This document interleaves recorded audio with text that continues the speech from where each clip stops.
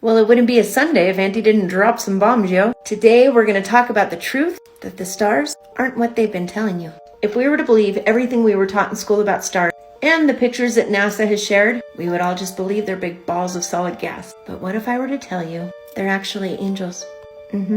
I've talked about this a little before, but Auntie got herself this bad boy, and guess what? I've seen it myself. And I promise when I get steadier and better at it, I will share some videos myself.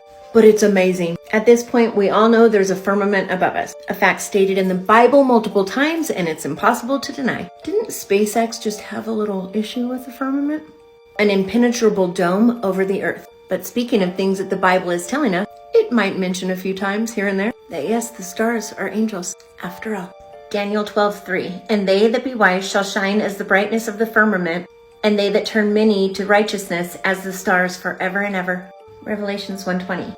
This is the secret meaning of the 7 stars you saw in my right hand and of the 7 gold lampstands. The 7 stars are the angels of the 7 churches. Couldn't get much clearer than that. So if the stars are really what NASA and everybody's been trying to tell us, big old solid balls of gas, then why is it people like myself and my friend David with high-powered camera lenses are actually capturing footage of stars like this?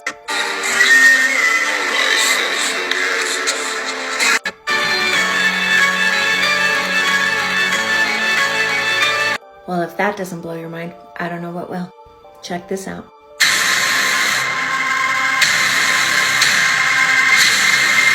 Ezekiel experienced and encountered an angel. And if you don't believe by now that stars are angels, perhaps how he described it might help change your mind. And as for their appearance, they 4 had one likeness, as if a wheel had been in the midst of a wheel. And their whole body, their backs and their hands and their wings and their wheel were full of eyes round about, even the wheels that they 4 had. I don't know about you, but the footage that my friend David had captured sure did appear to be wheels spinning within wheels.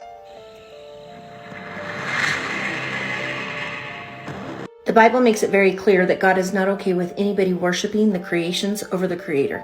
And the worship of things like the sun and the moon and the stars and the planets is a big, big no-no. And beware not to lift up your eyes to the heaven and see the sun and the moon and the stars, all the hosts of heaven, and be drawn away and worship them and serve them, those which the Lord your God has allotted to all the peoples under the whole heaven. The practice of astrology and astronomy is a big no-no in God's eyes. Same with enchantments and spells, or worshiping things like crystals. All things that the fallen angels, the watchers, taught man. We were never meant to know. Jesus himself was referred multiple times in the Bible as the morning star. In Revelations 12, and his tail drew down a third of the part of the stars of heaven, and did cast them to earth.